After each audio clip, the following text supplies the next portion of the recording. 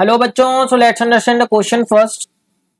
Let V and E denotes the gravitational potential and gravitational field at a point due to certain uniform mass distribution in four different situations. Then we have to check that whether E is 0 and V is 0 at these in these systems, and it is assumed that gravitational potential at infinite to be 0.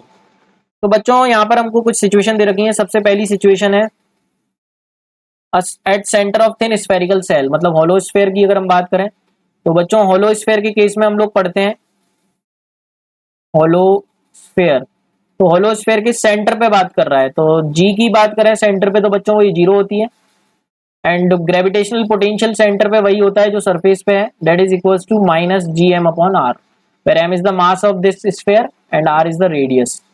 तो बच्चों हम यहाँ पे देख सकते हैं कि gravitational field 0 है, जी 0 है, फील्ड को यहाँ पे ई से डिनोट किया है तो ई को हम 0 ले लेते हैं, एंड पोटेंशियल नॉन जीरो है तो potential is not equals to 0।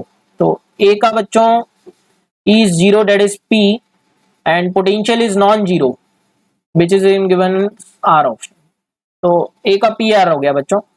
Second बोल रहा है बच्चों सॉलिड स्फीयर, तो सॉलिड स्फीयर के केस में मास अंदर भी होता है, तो सेंटर पे बात कर रहा है बच्चों। तो फील्ड की बात करें सेंटर पे तो कितनी होती है 0, क्योंकि हम फॉर्मूला यूज करते हैं minus G M X upon R cube, where M is the mass of this sphere and R is the radius.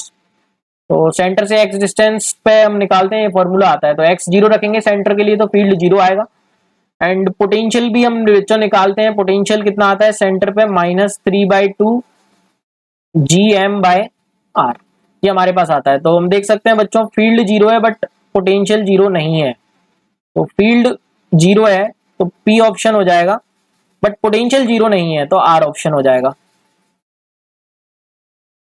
Are option हो जाएगा बच्चों, है ना। अब बच्चों चेक कर लेते हैं हम C option, at a solid sphere has non concentric spherical cavity. तो लेट्स चेक दिस। एक सॉलिड स्फीयर है बच्चों और इसके अंदर कैविटी है, सॉलिड स्फीयर है मतलब मटेरियल है इसके अंदर, एंड कैविटी है। तो बच्चों कैविटी हम कैसी ले सकते हैं, सपोज यहां पर एक कैविटी ले ली मैंने, ये कैविटी, तो इस कैविटी के सेंटर पे पूछ रहा है वो। तो बच्चों इस कैविटी के सेंटर पे अगर हम बात करें तो इस सेंटर पे डेफिनेटली फील्ड होगी, क्योंकि अगर हम इसको देखें इसके आसपास मास है बच्चों, है ना, तो डेफिनेटली फील्ड मास के कारण आती है। तो फील्ड इसके जो सेंटर पे अगर हम बात करें that is not equals to 0, because there is a mass around it, इतना मास है इसके अराउंड इट जिसके कारण फील्ड आएगी। तो due to mass, due to surrounding mass, हम वैसा बोल सकते हैं, ठीक है बच्चों। और डेफिनेटली बच्चों पोटेंशियल भी यहाँ पर 0 नहीं होता है, क्योंकि हम पोटेंशियल लिख सकते हैं मास के द्वारा, हम इसका डेरिवेशन भी कर सकते हैं, बट हमको याद रखना है कि अगर कैविटी है तो कैविटी के अंदर फील्ड और पोटेंशियल 0 नहीं होंगे, क्योंकि इट इज सराउंडेड बाय अ मास। यहाँ पर हम डेराइव भी कर सकते हैं बट डेरिवेशन करने की जरूरत नहीं है, हम डायरेक्टली याद रख सकते हैं। एंड लास्ट पूछ रहा है हमसे, तो इसके ऑप्शंस क्या क्या हो जाएंगे बच्चों, दोनों नॉन जीरो है हमारा, तो E is non zero and V is non zero, Q and R हो जाएंगे इसके।